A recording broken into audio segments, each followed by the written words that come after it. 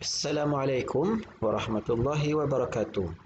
Inshallah, in this section of video, we are going to discuss about these supporting contracts in fiqh muamalat. So as you can see in the screen, we have few supporting contracts that can be used or have been utilized by Islamic financial institutions. First one is wakalah, hibah, qard, wadi'ah, kafalah, and also rahn. We will see each and every contracts in the following discussion. So the first one is wakalah. So wakalah is technically a principal authorize another person to undertake any dealings on one's behalf, on the principal's behalf. So jadi ada seorang individu, so dia memberikan kebenaran ataupun memberikan hak untuk mewakilkan dia untuk melakukan sesuatu perkara. So dia wakilkan tu kepada seorang individu yang lain lah, ya.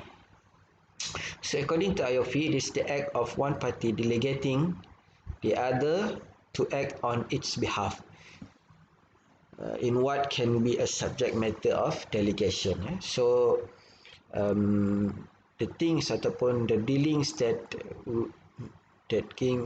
is going to be given ataupun delegate to another party should be a subject that can be delegated. Kalau benda tu tak boleh diserahkan, so kita tak boleh wakilkan lah perkara tersebut, ya. I think it is a non-binding contract. So non-binding ni maksudnya the principal or the agent may withdraw at any time. So for example, if an agent did not want to perform the agency task, so he can withdraw at any time by a mutual agreement, unilateral termination, and discharge the obligation. So that's why it is a non-binding contract from Shariah perspective. So if you can see, the contemporary application of wakalah can be seen in several products. For example, in the deposit products, we have wakalah bil istismar. Also in sukuk structure, we also have the sukuk which have been structured by utilizing the wakalah structure. And also we can also find in some takaful products which has been structured using the wakalah. Next, we move to the charitable contract, which is hibah.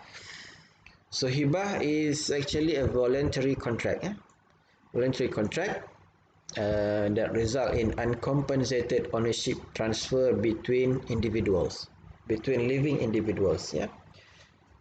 So jadi dia pemberian sesuatu hak lah, pemilikan ke atas daripada seorang individu kepada individu yang lain tanpa ada sebarang timbal balik, uncompensated, tak perlu dibayar, tak perlu dibalas semula. So it is a token or gift, something given voluntarily without any exchange, without any exchange, tanpa timbal balik lah maksud saya tadi. So the giving of a gift, whether it is given to one who is in need or to a well-to-do person, thus it differs from sedekah.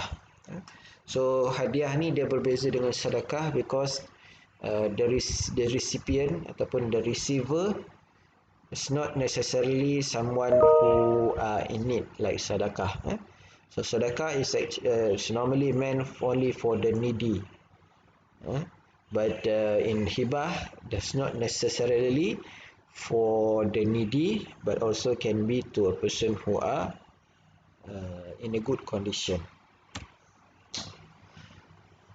So hibah has been mentioned in the Quran in Surah An-Nisa. If you can see in Surah An-Nisa and Surah Al-Baqarah, and also has been narrated in some hadith uh, by Bukhari and by Bukhari in hadith number 153 and 155. Yeah? So this means that the contract of hibah as the basis that comes from the Quran and also the Sunnah. So is hibah can be revoked, dibatalkan. Boleh ke hibah ni dibatalkan? So according to Hanafi, so hibah is not binding. That means the hibah can be recalled by the donor and revoked the contract as long as no legal restriction. Ada halangan halangan perundangan lah ya.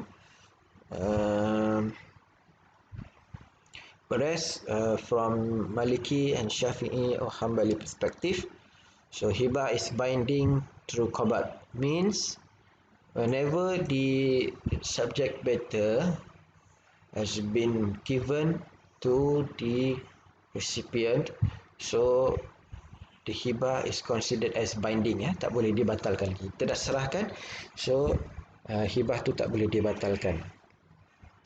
Except kecuali in the case of a father or mother who may revoke the contract if he or she is still alive. So this is an exceptional case, but in general, whenever the subject matter has been transferred, the ownership has been transferred to the recipient, so the donor cannot revoke the contract.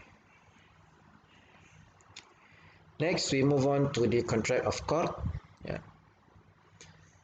The contract of qard is basically a loan contract between two parties with no extra payment on top of the loan amount. So whatever the loan, the loan amount taken by the borrower, so that is the only amount that he is liable to pay to the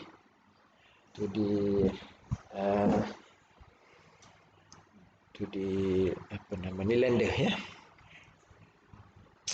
So the transfer of ownership of an asset or money from the original owner to others on condition that the asset or money will be returned to the owner on the same condition as it was first received. Yeah, sama lah.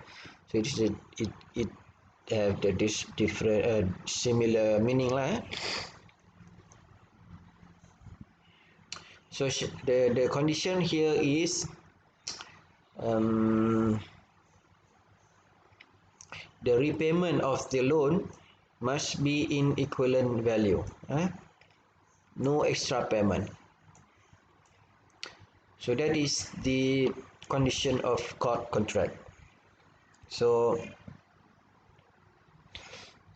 original amount payable in the future. So it should not be in excess of the amount of loan. So if during the contract of qard, both parties agreed on the amount of repayment which is increased from the original amount, so the contract can be considered as riba. Yeah. Qard commonly used in current deposit and savings deposit account, because some banks use wadi'ah principle in general, but modified to qard. Yeah? So the actual contract that happened between the bank and the depositors is actually a qard account, whereby when the bank receives the deposit amount from the depositors, so the bank is actually going to use the deposits for its business activity. So when bank use customers or depositors money, so the contract is actually converted from the wadi'ah principle to a qard principle. So that's why interest paying in the contract of wadi'ah and also qard is strictly prohibited. Strictly prohibited. So the bank cannot guarantee any profit on top of the original amount deposited by the customer. So there are few Sharia issues, but we are not going to discuss this one. We also have the contract of wadi'ah. Yep, wadi'ah. So wadi'ah is actually someone explicitly or implicitly to keep in his possession the owner's property. So wadi'ah ni menyimpan lah, menyimpan. To keep possession of respectable private goods in a specific way. And then according to Hanbali, it is a representation to keep possession of others' asset and done by the keeper as a charity. So it is a charity by the keeper in order to help somebody who are in need to give his items or assets in possession by the keeper, so that the asset is safe. So in summary, owner of an asset authorize other person to keep his asset for custody or for safekeeping. For example, people want to travel around, so he may need to keep his assets with somebody else, so that the assets can be kept in a safe condition. So that is a wadi'ah contract. So of course the wadi'ah contract is based on the Quran, Surah Al-Baqarah, and you can find also in Surah An-Nisa and also in the Sunnah Nabi Daud. Also have the kafalah contract. So in the case of kafalah, so kafalah is a security contracts. So it is a contract of guarantee where a person underwrite any claims or obligation that should be fulfilled by a debtor. So debtor can be the customer of the bank, for example a supplier or a contractor. It can be a contractor as well. In the event that the debtor, supplier or contractor fails to fulfill his obligation, so the bank as kafil will guarantee on the contract that has been taken by the either debtor, supplier or a contractor. So according to Dr. Zaharuddin, so kafalah is a third party guarantees the performance of another party involved on the contract. So the guarantee is on the performance of another party that involved in the contract. So this guarantee normally can be seen, for example, a contractor undertake a contract from government. So government will normally in need of a guarantee. So that's why bank have a product by the name of bank guarantee. So bank guarantee is based on the contract of kafalah, whereby the bank guarantees that this contractor is going to be performed in his performing his contract. So the basic rules and condition of kafalah, you can find the guarantor. Guarantor must be a qualified person. Then we have debtor. So debtor does not necessary to have legal capacity. And we have the creditor. Creditor must be known.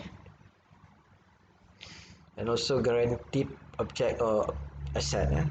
So that it is possible to be collected from the guarantor. So next product that we have or contract that we have is the rahn. Rahn. So rahn is a pledge, mortgage, pawning, cultural taking, and asset as security against a debt. So asset can be utilized to repay the debt. So in the case of, for example, house financing, so the house will be collateralized or will be pledged, will be charged as security against the house financing debt. So in the case the customer could not make any payment, on in the case customer could not make any payment on the house financing.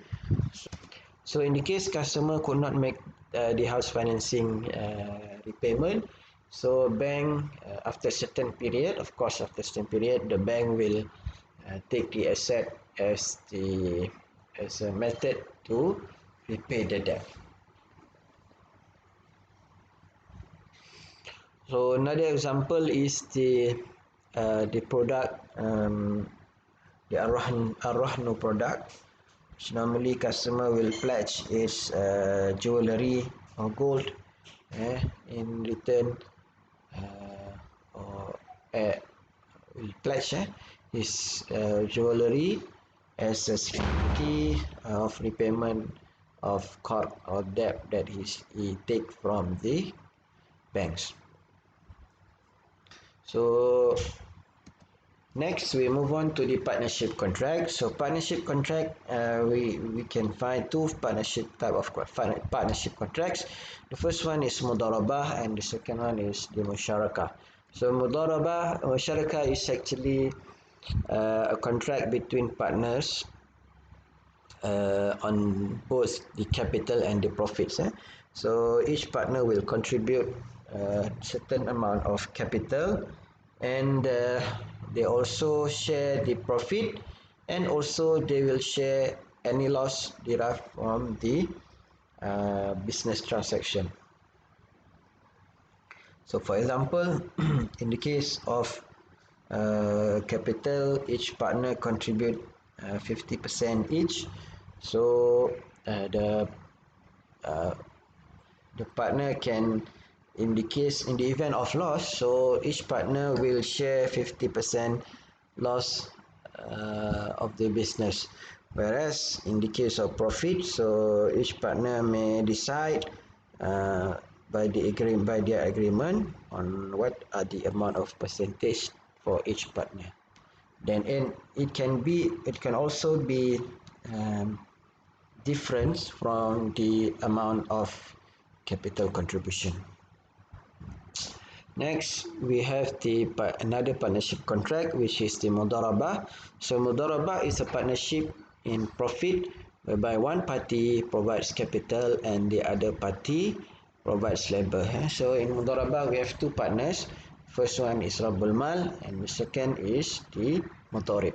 So Rabbul Mal will provide the capital, and another party to the mudharabah contract, which is the the mudharib, will provide the labor or do the works. So mudharabah is a term used by Madhab Hanafi and Hanbali, whereby the qard is used by Maliki and Shafi'i. So profit derived from the mudharabah contract will be shared by both parties depending on the agreed ratio. For example, party may agree on a 70-30 profit sharing ratio, or 60-40 profit sharing ratio, or it can be also 90-10 profit ratio. So in the case of loss, the capital provider or the Rabbul Mal will bear the losses of the capital, and at the same time it's actually the mudharib, which is the labor, will also incur loss, but it's not in the form of capital because he did not contribute any capital, but the loss is actually in the form of his effort and also his time in performing the jobs, but in return he did not receive any profit. So that is also considered as a loss, but the loss is not a tangible loss as what incurred by the Rabbul Mal. So I think that's all for our session on the different type of contracts that that are available in the Shariah frameworks. So that, thank you very much. Assalamualaikum warahmatullahi wabarakatuh.